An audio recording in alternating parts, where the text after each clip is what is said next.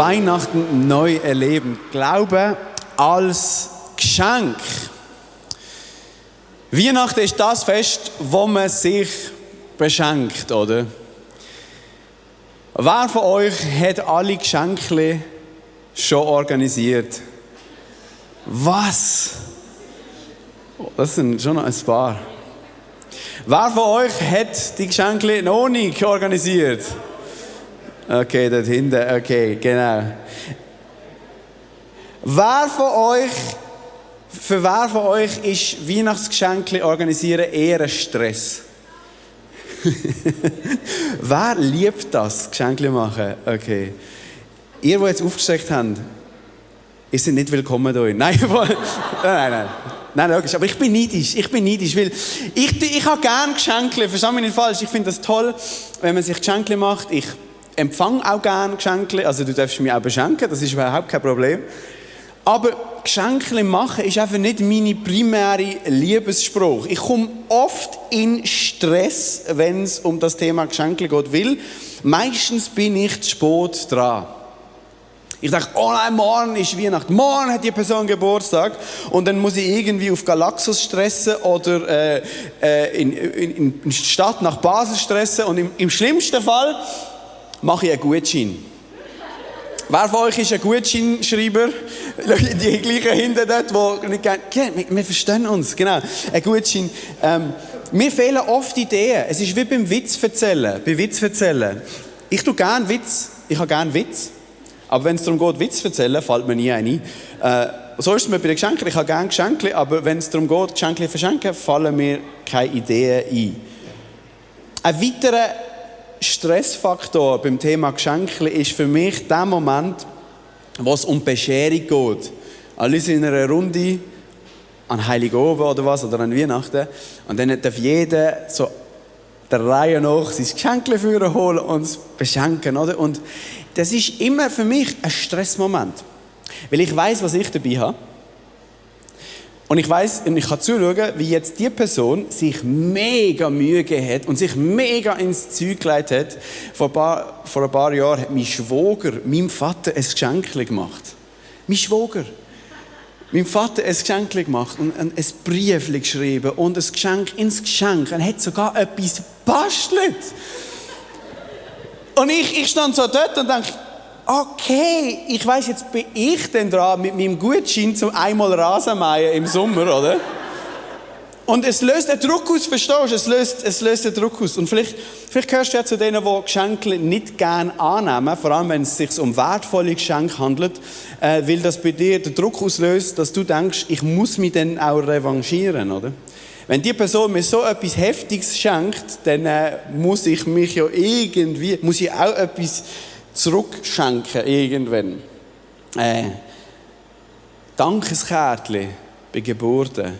Wir müssen das unbedingt noch schreiben. Oder? Wir haben so viele Geschenke bekommen und wir müssen es unbedingt noch machen. Das haben wir bei den ersten 2 Kindern gemacht. Beim 3. Kind irgendwie machen wir dann das auch irgendwann mal. Genau.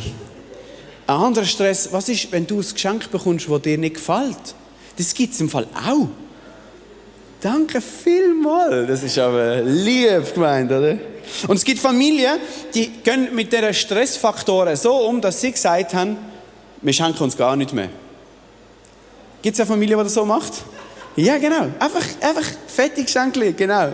Und es gibt immer solche, die halten sich nicht dran in dieser Familie und machen die ganze Regel kaputt. Geschenke können etwas Wunderbares sein. Wunderbar Schönes, oder? Wir schenken oft etwas, um einer Person zu sagen, dass wir sie gerne haben. Dann ist es etwas Schönes, oder? Aber Geschenke können auch eine unschöne Seite haben oder eine stressige Seite. Nämlich dann, wenn Geschenke mehr aus Pflicht geschenkt werden oder um sein eigenes Ansehen zu erhöhen oder sich beliebt zu machen. Und in der Geschäftswelt ist das üblich, oder? Man gibt etwas mit einem Hintergedanken, dass man Beziehungen aufbauen kann und so weiter. Und wenn man das jetzt mit Weihnachten vergleicht, Weihnachten ist ein Fest von den Geschenken. Oder man tut sich gegenseitig beschenken. Das macht man übrigens noch nicht so lange, nicht seit 2000 Jahren, erst seit ein paar hundert Jahren. Und jetzt in der letzten Zeit ist das durch die ganze Business mega angekurbelt worden. Aber wir schenken an Weihnachten Geschenke, das hat nicht damit zu tun, weil die 3 Könige da Jesus ein Geschenk gebracht haben jeweils, sondern Weihnachten ist ein Fest von der Geschenk, weil Gott uns an Weihnachten beschenkt. Er schenkt uns seinen Sohn Jesus Christus. Oder? Das ist sein Geschenk von Gott an die Menschen. An Weihnachten werden wir von Gott beschenkt. Das heisst, der Glaube, der uns dort entgegenkommt, ist ein Geschenk. Weihnachten ist ein Riesengeschenk, der Glaube ist ein Riesengeschenk und eigentlich ist das etwas Wunderschönes, oder? Aber genauso wie es bei den Geschenken unschön werden oder stressig, kann es im Fall auch im Glauben passieren. Der Glaube und das Geschenk von Weihnachten sind eigentlich etwas Wunderschönes. Aber der Glaube kann auch zu etwas werden, wo mehr mit Anspruch plötzlich zu tun hat an dich selber. Dann wird der Glaube mehr zu einem Krampf, etwas Anstrengendes, etwas, wo du das Gefühl hast, du schuldest etwas zurück, vielleicht sogar etwas Einengendes. Vielleicht erlebst du dein Christsein, deinen persönlichen Glauben auch eher so, als etwas Anstrengendes, als etwas, das dich belastet, etwas, das dich in Pflicht nimmt, oder? Mehr eine Pflicht als eine Freude. Vielleicht ist der Glaube für dich an Jesus einmal etwas gewesen, das hauptsächlich mit Freude zu tun hat. Aber über die Jahre ist es mehr zu etwas Unfreudigem geworden. Vielleicht kämpfst du mit dir selber, vielleicht denkst du, ich sollte doch mehr für Gott leisten. Oder? Er hat so viel für mich gemacht, ich sollte doch mehr geben. Vielleicht bist du frustriert und merkst, du stehst immer an den gleichen Problem. Oder? Und du denkst, als Christ sollte man dankbar sein und fröhlich sein. Und du merkst aber, in deinem Leben ist das nicht so. Oder du merkst, das fließt nicht so aus dir raus. Vielleicht ist der Glaube mehr eine Einschränkung, ein Druck, dass du doch ein besserer Mensch sein solltest. Vielleicht würdest du dich nicht als Christ bezeichnen heute und du schaust das Ganze von außen an, den Glauben, und du denkst, also, das sieht nicht sehr frei aus und nicht sehr freudig aus, was die da machen,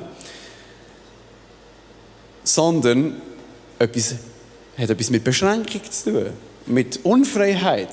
Und wie auch immer das bei dir jetzt der Fall ist, wie du den Glauben für dich persönlich erlebst, als Außenstehender oder als jemand, der das für sich persönlich in Anspruch nimmt, wenn du so denkst, dass der Glaube nicht Freude bedeutet und nicht ein Geschenk ist, sondern eine Einengung und Pflicht, kann es sehr gut sein, dass du das Geschenk von Weihnachten falsch verstanden hast.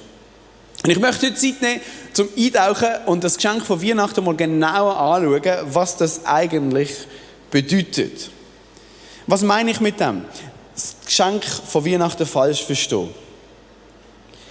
Schau, wir schenken ja oft, wir Menschen schenken und haben Absichten dahinter, oder? Wir haben Hintergedanken. Wir schenken etwas. Manchmal machen wir das so, dass wir einfach nur schenken, um einer Person zu sagen, dass wir sie gerne haben. Das machen wir. Das ist so. Aber oft ist es so, dass wir etwas schenken mit der Hinterabsicht, dass die Person dann dankbar ist. Das machen wir nicht, das sagen wir nicht bewusst, oder? Aber wenn es dann nicht passiert, schenken wir einer Person etwas und sie ist nicht dankbar. Wir schenken etwas und erwarten insgeheim, dass wir auch etwas zurückbekommen. Vielleicht ein Geschenk oder liebe Worte oder Liebe oder wie auch immer. Wir sagen das nicht offen, aber wenn es nicht zurückkommt, sind wir enttäuscht, oder? Und der Druck, der dort entsteht, in dieser Schenkthematik bei Menschen, übertragen wir, glaube ich, fälschlicherweise auf unsere Beziehung mit Gott. Weil wir kommen dann so zu Aussagen, ja, Gott hat mir doch alles geschenkt. Jetzt erwartet Gott von mir, dass ich dankbar bin. Und es kommt ein Schuldgefühl in unser Leben, wenn wir es nicht sind, oder?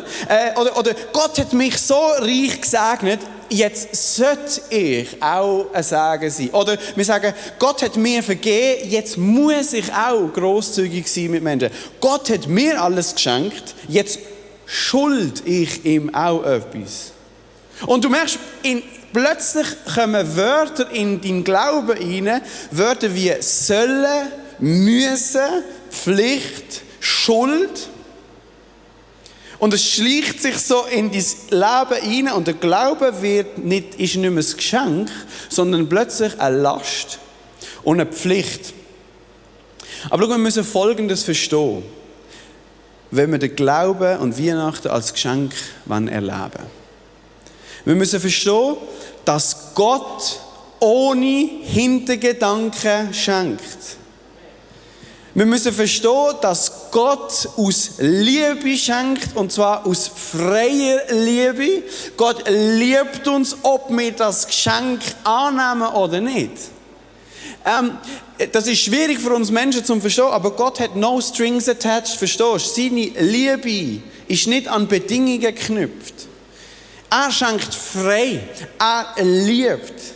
Wir müssen das verstehen. Die Weihnachtsgeschichte wird eigentlich so beschrieben im Johannes 3, Vers 16 bis 18. Bekannter Vers. Ich möchte mal kurz das genauer anschauen. Johannes 3, Vers 16. Denn Gott hat der Welt seine Liebe dadurch gezeigt, dass er seinen einzigen Sohn für sie hergab. Also ein Geschenk, verstehst du? Das ist ein Geschenk. Damit jeder, der an ihn glaubt, das ewige Leben hat und nicht verloren geht. Gott hat seinen Sohn nicht in die Welt gesandt, um sie zu verurteilen, sondern um sie durch ihn zu retten. Wer an ihn glaubt, wird nicht verurteilt. Und wir lesen, wieso Gott das macht. Wieso schenkt Gott seinen Sohn Jesus der Welt? Gott verschenkt seinen Sohn an die Welt. Wieso macht er das? Weil er die Welt liebt, oder? Weil er uns liebt, weil er dich persönlich liebt. Darum schenkt er. Und klar, ein Geschenk kann man annehmen und ablehnen. Sonst wäre es kein Geschenk, oder? Ein Geschenk kannst du immer annehmen oder ablehnen. Ein Geschenk kannst du dankbar sein oder nicht. Ein Geschenk kannst du aufpacken oder nicht. Und wir lesen, dass die Bedingung dafür, dass wir das Geschenk annehmen können oder nicht, der Glaube ist. Und wir tauchen nachher gerade ein. Ich möchte noch das genau anschauen, was das heisst eigentlich, Glauben. Aber bevor wir das machen, ist mir es wichtig, dass wir die grossartige Botschaft, die hier drin steckt, nicht verpassen. Gott liebt die Welt und schenkt wegen dem. Gott liebt die Welt, bevor er unsere Reaktion auf die Antwort kennt. Gott liebt alle Menschen. Gott liebt die Menschen und die Menschen. Gott schenkt seinen Sohn an alle. Er schenkt seinen Sohn nicht zum Schauen, wer tut denn angemessen darauf reagieren, wer tut sein Leben denn umkrempeln und die das angemessen machen und ihr Leben umkrempeln, die liebe ich dann. Das ist nicht das, was da steht. Gott liebt zuerst, verstehst du? Bevor eine Reaktion kommt. Wer von uns hat irgendetwas dazu beigetragen, dass Gott sich entschieden hat, uns zu lieben? Wer von uns hat irgendetwas geleistet, irgendetwas gemacht auf dieser Welt, dass Gott sich entschieden hat, Jesus an die Welt zu schenken?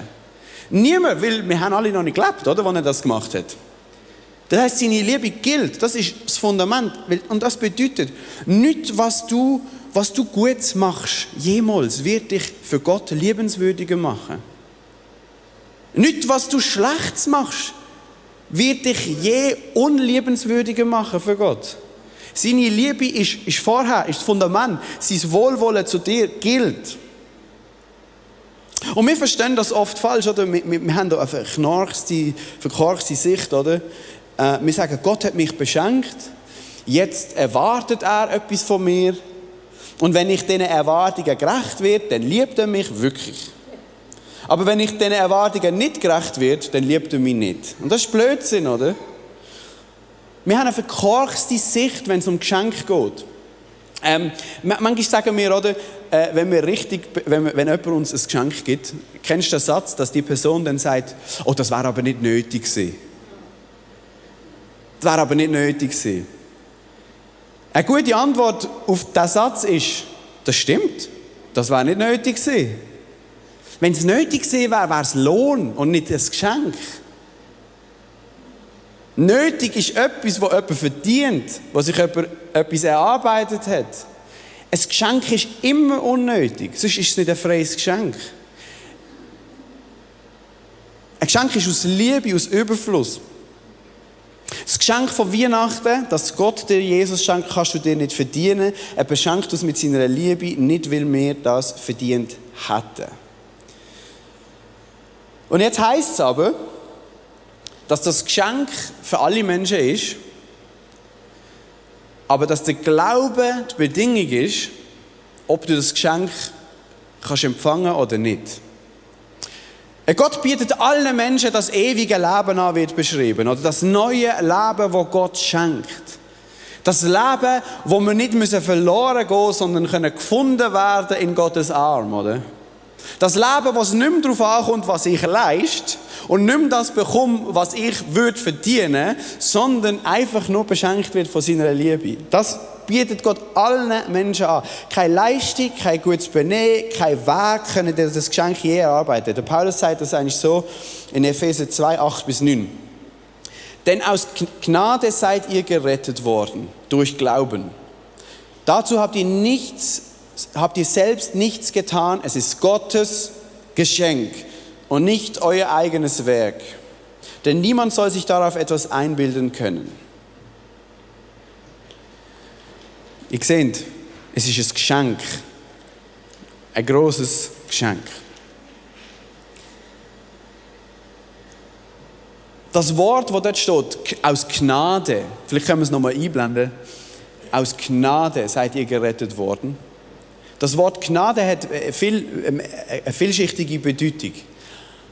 Das kann man auch übersetzen mit Gunst, Wohlwollen, Freude, Vergnügen, Zufriedenheit. Das heisst, man kann es auch so sagen, wir werden gerettet, weil Gott uns wohlwollend gegenüber gesinnt ist. Weil er Freude an uns hat. Weil er zufrieden ist mit uns. Darum werden wir gerettet. Verstehst du, es ist nicht... Gnade kommt vorher. Gottes Zufriedenheit und Wohlwollen gegenüber Menschen kommt vorher. Natürlich wirkt das sich aus, hoffentlich in unserem Leben, oder? Aber es ist nicht die Erwartung, es ist nicht der Druck, es ist nicht die Bedingung. Darum ist es ein Geschenk. Gott hat Wohlwollen gegenüber dir. Gott ist zufrieden mit dir. Gott hat Freude an dir. Noch bevor du etwas geleistet hast. Und er möchte, dass das alle Menschen begreifen und dass es allen klar wird. Aber auch da steht, durch Glauben, oder? Wir werden durch Gnade, durch Wohlwollen, Zufriedenheit Gottes gerettet, durch Glauben. Und in Johannes 3,16 haben wir gelesen, alle, die an ihn glauben, bekommen das, oder? Jetzt, was heisst das? Und auch dort haben wir eine verkorkste Sicht, was das bedeutet. Wir machen es komplizierter, als es wirklich ist. Jeder, der glaubt, bekommt das Geschenk.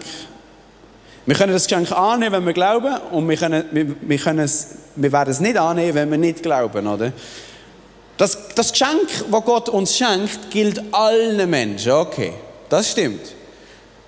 Aber nicht alle Menschen werden das Geschenk aufpacken und sehen, was drin ist. Und die Bedingung steht, das, was entscheidet, ob du das Geschenk annimmst oder nicht, ist der Glaube. Was heisst jetzt das?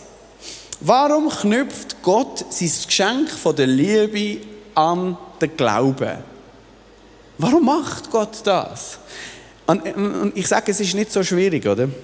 Ich sage jetzt mal, wie man es falsch verstehen könnte. Gott kommt mit einem Geschenk, oder? Und sagt, ich gebe euch ein Geschenk. Ein grosses Geschenk. Meine bedingungslose, nicht an Leistung geknüpfte Liebe zu dir. Alles, was du brauchst, dass du das annimmst, ist Glaube. Und dann, ich als Empfänger, der das hört, denke dann, oh, okay, wow, das Geschenk will ich. Ich möchte das. Aber ich muss glauben. Okay. Ich muss glauben. Ich muss mehr glauben. Und bevor wir es merken, wird das Geschenk, das nicht an eine Leistung geknüpft ist, wieder zu etwas, was ich erarbeiten muss durch meinen Glauben. Und ich merke, wenn es dann nicht ankommt, habe ich das Gefühl, im schlimmsten Fall, mein Glaube ist zu wenig stark. Oder ich glaube falsch. Oder ich glaube nicht richtig und mein Leben stimmt nicht. Und plötzlich ist es wieder Werk. Und der Glaube wird plötzlich wieder zur Leistung. Und das ist falsch. Ich sage dir, wie es richtig ist. Ich glaube, Gott kommt auf die Welt und sagt, schau, da ist mein Geschenk. Meine bedingungslose, nicht an deine Leistung geknüpfte Liebe, die dir gilt, die allen Menschen gilt. Und jetzt kommt die Bedingung, wo Gott sagt, glaubst du mir das? Verstehst du den Unterschied? Verstehst du den Unterschied? Es ist nicht entscheidend, ob du glaubst, sondern ob du ihm glaubst, dass er dich liebt. Verstehst du? Das ist das. Es ist nicht so schwierig. Glaubst du, dass Gott dir wohlwollend gegenüber gesinnt ist? Glaubst du ihm das? Natürlich ist Glaube eine Bedingung für das, dass wir das annehmen. Weil wenn du ihm nicht glaubst, nimmst du das nicht an. Wir nehmen von einem wildfremden Menschen, wo ich Misstrauen habe gegenüber, nehme ich doch nicht so ein Geschenk an. Es könnte ja Bomben drin sein oder Gift oder was auch immer. Verstehst du, wenn du jemandem nicht glaubst? Aber wenn du merkst, dass die Person dich liebt, dich will beschenken, das Gute mit dir meint, logisch nehme ich es dann an. Und so ist es mit Gott. Glaubst ihm, dass er dich gern hat? Dass er zufrieden ist mit dir? Noch bevor du etwas machst, noch bevor du etwas leistest. Glaubst du, dass Gott es gut mit dir meint? Schau, ich glaube wirklich, wenn wir das verstehen, wird das Christsein nicht zur Pflicht und zu einer Last, sondern ist ein Leben aus der Freude und aus der Dankbarkeit. Schau, dann habe ich das Gefühl, kommt die Freiheit, die hier uns die ganze Zeit beschrieben wird. Wenn wir checken, hey, wir dürfen einfach glauben, wir dürfen einfach ihm glauben, dass er uns gern hat. Wenn wir das checken, dann wird sogar der Glaube wird nicht zur Entscheidung, sondern wird zum Geschenk. Glaube ist etwas, was wir geschenkt bekommen. Manchmal sagen wir so Sachen wie, ich habe Gott gefunden. Bist du sicher? Ich glaube eher, Gott hat dich gefunden. Manchmal sagen wir so Sachen wie, ich habe mich für ein Leben mit Gott entschieden. Du kannst dich nur für ein Leben mit Gott entscheiden, weil du gecheckt hast, dass er sich für dich entschieden hat. Manchmal sagen wir strengen uns an für Gott. Das machen wir aber nur aus Reaktion, weil wir verstehen, dass er sich angestrengt hat für uns. Oder? Und es ist so eine feine Linie, oder, zwischen Werk und Glauben, dass wir plötzlich denken, dass der Glaube plötzlich wieder zum Werk wird. Ich sollte ja, ich müsste ja, ich schuld Gott. Nein. Es ist aus der Freiheit raus. Es ist aus der Reaktion raus, dass du das verstehst. Die ganze christliche Existenz ist eine Antwort auf Gottes Geschenk. Ein Christ muss nicht den Willen von Gott tun, er will den Willen von Gott tun. Wenn wir das verstehen, dass er uns wirklich bedingungslos liebt. Ich möchte euch ein Video zeigen von einer Person aus unserer Kirche. Und die Person ist aufgewachsen und hat den Glauben jahrelang als etwas erlebt, das mit Druck zu tun hat, mit Pflicht zu tun hat, mit Unfreiheit. Und Gott hat die Person aber in seinem Leben überrascht. Ich bin in einer christlichen Familie aufgewachsen, als jüngster von 2 Buben. Auf der Suche nach Antworten für gewisse Glaubensfragen sind wir aus unserer Gemeinde austreten und haben gemeinsam mit anderen Freunden von uns eine eigene Gemeinde gegründet und sind einem Mann nachgefolgt, der eine unglaubliche Begabung hatte, die Bibel zu lesen und Antworten auf bestimmte Fragen zu finden. Wir haben eine Gemeinde gegründet und die ist angewachsen zu etwa 50 Leuten. Ich war dann ungefähr 8 Jahre alt. Wir haben eine unglaubliche Zeit erleben, wo wir als ganze Gemeinde die Bibel mehrfach durchgelesen haben, auch wir Kinder. Ich habe das Gefühl, ich verstand den Glauben, ich spüre die Liebe Gottes. Und damit wir uns ganz für Gott haben können angeben und sein Reich Gottes haben können bauen, haben wir uns für ihn abgesondert. Wir Kinder sind aus der öffentlichen Schule genommen worden, wir haben eine eigene Privatschule gegründet. Ich bin fortan bis zum Sekabschluss von meinen Eltern und von Eltern von anderen Kindern unterrichtet worden. Wir haben den Kontakt zu unseren Verwandten und unseren Freunden abgebrochen, um uns ganz für Gott zu konzentrieren. Und haben eine krasse Zeit erleben. In dieser Zeit ist dann leider auch der Druck unglaublich gewachsen.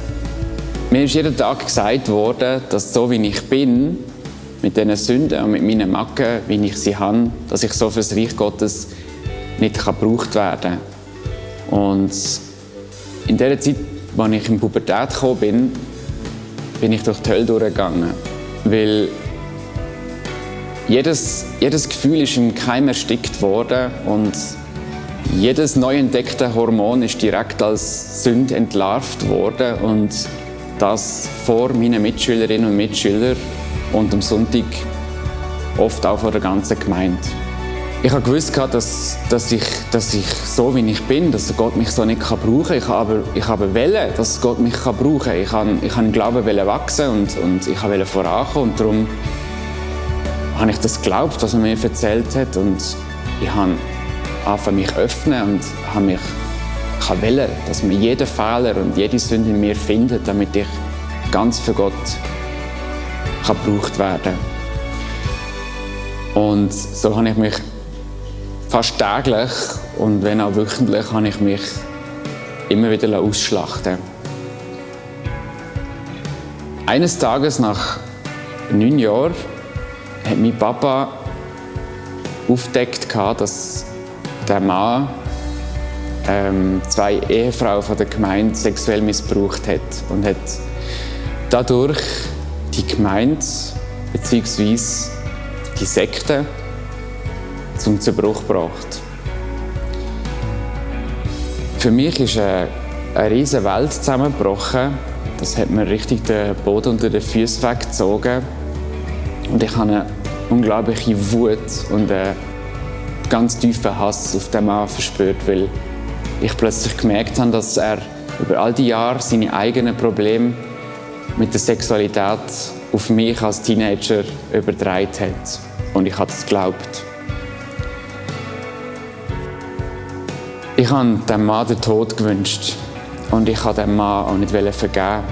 Ich habe gewusst, wir Christen müssen einander vergeben, weil Jesus hätte das ja auch können. Jesus hat sogar den Leuten vergeben, die ihn ans Kreuz genagelt haben. Aber ich habe gewusst, diese Sünde werde ich dem Mann nie vergeben. Und fast 10 Jahre später habe ich geträumt und ich bin dem Mann begegnet im Traum. Ich bin auf den Mann zugelaufen und ich habe dem Mann vergeben. Ich bin am Morgen aufgewacht und ich habe die Versöhnung gespürt. Ich habe gemerkt, das ist wirklich passiert. Ich habe mehrere Wochen später erfahren, dass der Mann gestorben ist. Und ich habe sogar Trauer empfunden. Und auch für seine Familie. Und für mich ist das ein Riesenwunder, weil ich es nicht aus meiner eigenen Kraft. Ich konnte dem Mann nie vergeben. Und Gott hat mir das im Traum geschenkt.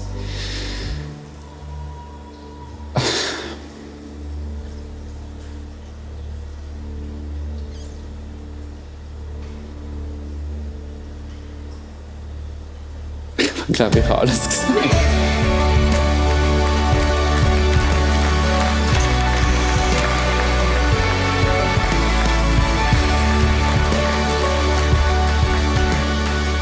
Für mich ist das so ein Wunder, oder?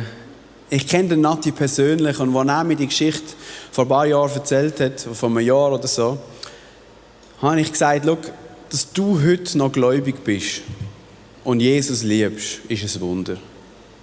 Das ist einfach ein Wunder. Wenn man so eine Vergangenheit hat und den Glauben an Gott so vermittelt bekommt, dass er nicht zufrieden ist mit dir, dass er etwas gegen dich hat und eigentlich musst du dich verändern, bevor Gott dich brauchen kann und dich annehmen. Und wenn das so über Jahre passiert, dass du jetzt noch glaubst, ist es ein Wunder. Ist einfach ein Wunder, oder? Und für mich ist es so faszinierend, er gewusst, er muss vergeben. Als Christ vergibt man, oder? Da sind wir wieder bei der Pflicht und es stimmt. Aber verstehst du, Gott gibt uns seine Gebote nicht, weil er denkt, oh, ich will, dass sie meine Gebote befolgen und ich will, dass Ordnung ist. Nein, er gibt uns das ja, weil er uns liebt. Er weiss ja, wenn wir vergeben, werden wir frei, oder? Und Gott hat den jungen Mann geliebt und will, dass er vergeben kann. Und er hat gemerkt, er kann nicht. Und ich finde das so hammer. Aber er wünscht dem Mann den Tod und er träumt im Traum, dass er ihm vergibt. Das ist nicht seine Leistung. Ich finde, das tut so bildlich darstellen, wie Gott ihn beschenkt mit dem Glauben. Und so muss es sein, verstehst du? Und so gut ist Gott. Gott ist so gut. Gott ist gut. Und vielleicht musst du das heute noch mal neu hören. Gott liebt dich. Gott ist gut. Und er liebt dich bedingungslos. Und er beweist seine Liebe an Weihnachten. Er kommt als Mensch auf die Welt und gibt sein Leben hin bis am Kreuz, um uns seine Liebe zu beweisen. Um dir zu sagen, hey, egal was du je machst, meine Liebe besteht. Egal was du je nicht machst, meine Liebe besteht. Ob du Mist gebaut hast, ob du gute Sachen gemacht hast, meine Liebe besteht. Glaubst du mir das? Glaubst du mir das? Und das ist die Frage, die, glaube ich, uns allen gestellt ist heute Morgen. Auch dir daheim. Glaubst du Gott das? Dass er dich liebt?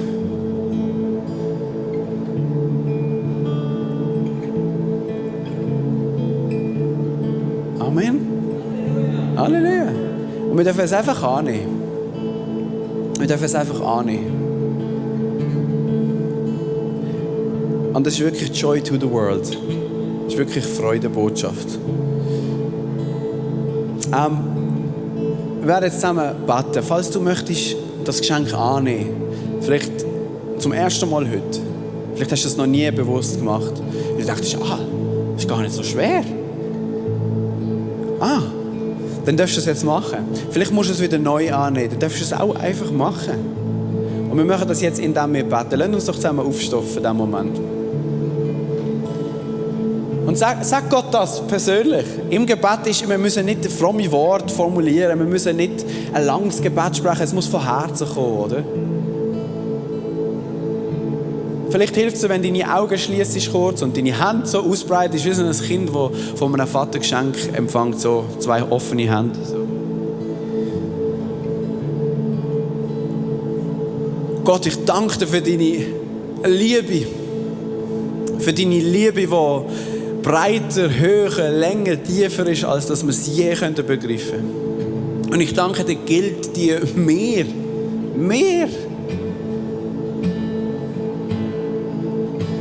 Und ich glaube, dass du mich liebst. Und ich möchte das annehmen. Amen. Gott, ich bitte dich für alle Leute hier in dieser Halle und auch daheim, die via Livestream dabei sind oder das via Podcast schauen, dass du uns den Glauben schenkst. Dass du uns frei machst vom Gesetz, frei machst von Druck, frei machst von Leistungsdruck. Dass du uns die Augen öffnest, dass wir Kinder sind von dir, die bedingungslos angenommen sind. Ich bitte dich, Gott, dass das nicht einfach Worte sind, sondern dass das Klick macht. Das kannst nur du, Gott. Nur du kannst uns zeigen, dass du uns liebst. Wir müssen von dir hören. Ich bitte dich für die Worship-Zeit, die wir jetzt werden haben, dass du zu uns redest, jedem Einzelnen, dass wir dürfen erkennen, wer wir in deinen Augen sind. Amen.